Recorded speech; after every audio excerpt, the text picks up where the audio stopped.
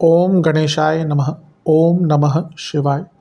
मैं निखिल ज्योतिष आचार्य आप सभी का मेरे चैनल पर पुनः स्वागत करता हूं। आशा करता हूं कि आप सभी स्वस्थ होंगे। महादेव की कृपा आप सभी पर सदैव बनी रहे। ये वीडियो कुंभ यानी कि एक्वेरियस के लिए बहुत विशेष है, क्योंकि वीडियो है 29 सितंबर से 5 अक्टूबर 2025 के साप्ताहिक राशिफल के बारे में। कैसा रहेगा आने वाला सप्ताह कुंभ के लिए, एक्वेरियस के लिए। जो मेरा साप्ताहिक राशिफल होता है वो प्रमुखतः चंद्रमा और उनकी गति पर आधारित होता है।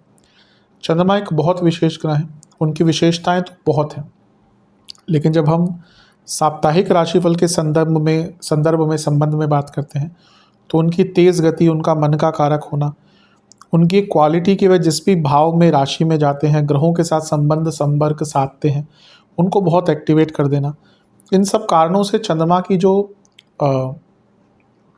का जो गोचर है वो हमारे मन, मस्तिष्क, भाव, विचार, moods, day to day activities पर बहुत इम्पैक्ट डालता है। उसको समझने के लिए ही साप्ताहिक राशिफल इम्पॉर्टेंट होता है।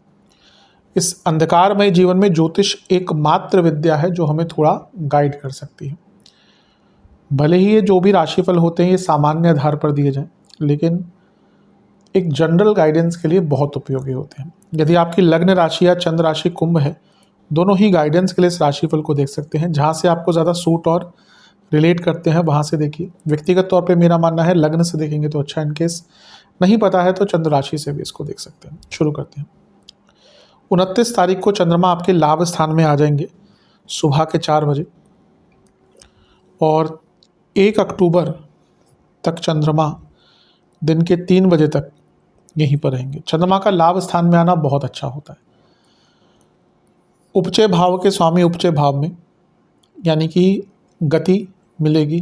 पैसा अगर रुक रहा था पैसा वापस आएगा, काम रुक रहे थे काम बनेंगे, और एक लाभकारी अवस्था रहेगी जिसमें चीज़ें आराम से बनेंगी, बिगड़े काम बनेंगे, और एक सकारात्मकता रहेगी आपके विचार में, सोच में, पर्सपेक्टिव में। गुरु की दृष्टि है, ये गुरु की राशि है। गुरु धनेश भी हैं, लाभेश भी हैं, लक्ष्मी स्थान में बैठे हैं। लक्ष्मी स्थान को देख रहे हैं, लग्न को देख रहे हैं, लाभ स्थान को देख रहे हैं। और क्या चाहिए आपको। धन के रूप में तो ये समय जो है आपका बहुत अच्छा है, और चंद्रमा ने क्योंकि लाभ स्थान को एक्टिवेट कर दिया, यानी कि कई बिगड़े काम, रुका पैसा, रुकी पेमेंट सब आ सकती हैं। और ये गुरु अतिचारी है। अतिचारी ग्रह कभी कभी इतना तेज रिजल्ट देता है कि व्यक्ति संभाल नहीं पाता, तो उस दृष्टिकोण से अच्छा है।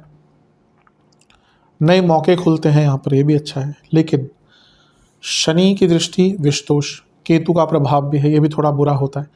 और चंद्रमा केमद्रुम योग में भी है। अब क्योंकि शनि लग्नेश है तो जितना कभी कभी बाकी लग्नों पर बुरा प्रभाव डालते हैं आप पर नहीं डालेंगे। इवन मकर पर भी कभी कभी शनिदेव का मकर वालों के लिए बुरा प्रभाव हो जाता है। कुंभ के लिए थोड़ा सा लीनियंट है, लेकिन फिर भी शनि शनि है और केमद्रुम योग भी है। तो बस एक ही चीज़ है कि थोड़ा सा डिसकंटेंटमेंट रहेगा, और कभी कभी थोड़ा लालच भी आ सकता है। और यहाँ पे कंपैरिजन्स आप बहुत करेंगे, उसके पास ये है मेरे पास ये नहीं है। कंपैरिजन से कभी भी व्यक्ति खुश नहीं हो सकता, ये तो मान के चलिए। तो कंपैरिजन्स मत कीजिएगा। अदरवाइज तो ये हफ्ते का जो शुरुआती भाग है अच्छा है। गजकेसरी योग भी बन रहा है एक प्रकार से, तो ये भी ठीक है। नवांश कुंडली अंकित कर रही है कि हफ्ते का शुरुआती भाग भाग्य का परिपूर्ण संपूर्ण साथ मिलने वाला है। दशांश कुंडली कार्य क्षेत्र में कुछ बहुत अच्छा हो सकता है। प्रमोशन, सैलरी इंक्रीज, बिजनेस में एक ही चीज़ कहूँगा कि थोड़ा सा ऊर्जा ज़्यादा लगाइए। अभी लग रहा है कि पोटेंशियल बहुत है, लेकिन इम्प्लीमेंटेशन, सोच कहीं ना कहीं आकर रुक जाती है, और वही आपको आगे नहीं बढ़ने दे रही। लव लाइफ, हर चीज़ पर रिएक्ट मत कीजिएगा, वरना झगड़े ही होते रहेंगे। वैवाहिक जीवन, एक दूसरे को सपोर्ट कीजिए, अन्यथा चीज़ें प्रॉब्लमेटिक रुख इख्तियार करेंगी। स्टूडेंट्स, थोड़ा वास्तविकता के पास आ जाइए, ये टाइम उसके लिए अच्छा है। अभी लग रहा है बहुत उड़ रहे हैं। सेहत के दृष्टिकोण से नसों की प्रॉब्लम, दांतों की प्रॉब्लम, कफ रोग, सर्वाष्टक में आपका 12वां घर बली है, थोड़े खर्चे अत्यधिक हो सकते हैं। 1 अक्टूबर दिन के 3 बजे के आसपास चंद्रमा आ जाएंगे आपके 12वें घर में, यानी कि मकर में, और 3 अक्टूबर रात के 10 तक यहीं पर रहेंगे। चंद्रमा का 12वें भाव में आना एक प्रकार से काफ़ी अच्छा नहीं माना जाता। विपरीत राजयोग बना रहे हैं। हर बार मैं बताता ही हूँ कि चंद्रमा का विपरीत राजयोग कोई बहुत श्रेष्ठ नहीं होता, फिर भी विदेश के काम, कोई एडमिनिस्ट्रेटिव कार्य, सरकारी कार्य, ये पूर्ण हो सकते हैं। केमद्रुम योग अभी भी है क्योंकि राहु को उसमें हम कंसीडर नहीं करते हैं। यहाँ पे गुरु से अष्टम में भी है तो शकट योग भी बन रहा है, इसलिए हफ्ते का जो शुरुआती भाग था ना बहुत अच्छा रहेगा, लेकिन मध्य भाग में चीज़ें बहुत बदल जाएंगी। कार्य विलंबित तो होंगे, नुकसान हो सकते हैं, खर्चे बढ़ सकते हैं, मानसिक दृष्टिकोण से बहुत परेशान रहेंगे, गलत गलत विचार आएंगे, अपने आप को लेकर कन्फ्यूजन या कॉन्फिडेंस की कमी, गलत जगह पे पैसा लगा देना, सोचना बहुत लेकिन कुछ कर ना पाना, ये सारी चीज़ें बहुत तंग करेंगी। अच्छी चीज़ एक ही है कि मंगल की दृष्टि है, और मंगल कर्मेश हैं, भाग्य स्थान में बैठे हैं, त्रियेश हैं, उपचय भाव के स्वामी हैं, मंगल खुद मंगल हैं, 2 उपचय घरों के स्वामी हैं, और अपनी उच्च की राशि को देख रहे हैं, तो मंगल के कारण थोड़ा साहस अवश्य रहेगा। अन्यथा तो देखा जाए ये टाइम बहुत अच्छा नहीं है, संभल कर रहिएगा, और अपनी तरफ से किसी भी कार्य को विलंब मत कीजिएगा। नवांश कुंडली, कोई बड़ा निर्णय यहाँ पे मत लीजिएगा, गलत ही लेंगे। दशांश कुंडली, कम बोलिएगा, कार्य क्षेत्र में बहुत अच्छा रहेगा, बिजनेस आगे बढ़िए, लेकिन कॉस्ट कटिंग पर ध्यान दीजिएगा। लव लाइफ, अपने पार्टनर के ना मन को, विचार को, उनके ज़रूरतों को समझने का प्रयास कीजिए। अभी एक ही दिक्कत लग रही है कि आपको पता ही नहीं है कि उनकी आपसे एक्सपेक्टेशन क्या है। वैवाहिक जीवन ज़्यादा सोचिएगा मत, विचार मत कीजिएगा, क्योंकि ओवर थिंकिंग के कारण, ओवर एनालाइजिंग के कारण बहुत परेशानी होगी। स्टूडेंट्स, आपको थोड़ा अपने रिटेंशन पावर, मेमोरी पर ध्यान देना पड़ेगा, क्योंकि अभी लग रहा है कि पढ़ तो रहे हैं लेकिन रिटेन नहीं कर पा रहे। कई ऐसी एक्सरसाइज होती हैं, प्राणायाम होते हैं जिससे रिटेंशन पावर बढ़ती है। सेहत के दृष्टिकोण से पैरों के रोग, कफ रोग, स्लीप डिसऑर्डर, सर्वाष्टक में आपका पंचम भाव बली है। ओवर थिंकिंग थोड़ी सी ज़्यादा दिख रही है यहाँ पे। 3 अक्टूबर 10 बजे रात के आ जाएंगे चंद्रमा कहाँ पे, लग्न भाव में, और सप्ताह के अंत तक यहीं पर रहेंगे। इसी दिन बुध का भी गोचर हो जाएगा और वो आपके नवम में आ जाएंगे। चंद्रमा का लग्न भाव में आना अच्छा होता है। यहाँ पर वो छठे घर के स्वामी होने के नाते जब आते हैं और राहु के साथ जब बैठते हैं तो अचानक से नए रास्ते खुलते हैं, अनकन्वेंशनल सोच होती है। राहु चंद्र, देखिए अब कभी कभी ना लोग बहुत वन साइडेड या एक ही चीज़ पर कि राहु चंद्रमा बुरे हैं,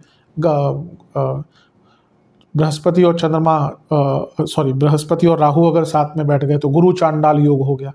अरे भैया, डरने की आवश्यकता नहीं है, समझने की आवश्यकता है कि क्या राहु चंद्रमा हमेशा बुरे ही होंगे? नहीं, जितने भी लोग थोड़ा अनकन्वेंशनल होते हैं, कुछ अलग करते हैं, उनके राहु चंद्रमा साथ में होते हैं, राहु बृहस्पति साथ में होते हैं, राहु बुध साथ में होते हैं, क्योंकि कुछ अलग करने के लिए राहु की विशेषता या अनिवार्यता होती है। तो ये समय है कुछ अलग करने का, कुछ अलग कदम उठाने का, कुछ रिस्क लेने का। छठे घर के स्वामी है तो रास्ते भी खुल सकते हैं। बस ये है कि चंद्रमा है यानी कि मन है, तो राहु के साथ जब भी बैठते हैं तो थोड़ा सा मन विचलित रहता है, और छठे घर के स्वामित्व है तो व्यर्थ की चिंता है। तो थोड़ा सा मन पर अंकुश लगा लिया, मन पर कंट्रोल कर लिया। ऑब्वियसली बहुत मुश्किल, बहुत क्या, सबसे मुश्किल बात यही है, मन पर किसी का नियंत्रण नहीं होता। बड़े बड़े संत महात्माओं का नहीं हो पाया तो हम क्या है। हाँ, बस कोशिश करनी है, ज्योतिष यही बताती है कि कहाँ पे प्रयास करना है, तो कोशिश करना कि थोड़ा अपने मन पर अंकुश लगा ले। अन्यथा तो ये समय आपका बहुत अच्छा है, कुछ अलग करने का मौका, विदेश से लाभ, जो स्ट्रगल्स चल रहे थे, जिनका कोई रास्ता ही नहीं मिल रहा था, उस स्ट्रगल्स में से कुछ ना कुछ आपको नया मिल पाएगा, तो उस हिसाब से अच्छा है। गुरु की दृष्टि भी है तो फिर से धन का योग बहुत अच्छा बन जाता है। नवांश कुंडली, सब ठीक है, बस बातचीत में सौम्यता रखिएगा। दशांश कुंडली, कार्य क्षेत्र में नया काम करने का मौका मिल सकता है, जॉब चेंज के भी अवसर हैं। बिजनेस में पेशेंस रखिएगा, आइडियाज़ बहुत आएंगे, अभी इम्प्लीमेंट नहीं करने। लव लाइफ, एक दूसरे की फीलिंग्स समझिए। आई थिंक दोबारा मैं यही कहूँगा, फीलिंग्स नहीं समझ पा रहे एक दूसरे की। वैवाहिक जीवन ठीक, ऐसी कोई दिक्कत नहीं दिख रही। जहाँ तक स्टूडेंट्स की बात है, वैवाहिक जीवन में एक ही चीज़ कहूँगा कि ना, एक दूसरे से चीज़ें शेयर कीजिए, प्रॉब्लम्स भी। केवल अच्छी अच्छी चीज़ें शेयर करने से कोई फ़ायदा नहीं। अगर आप विवाहित हैं तो सारी ही चीज़ें शेयर करनी चाहिए। स्टूडेंट्स,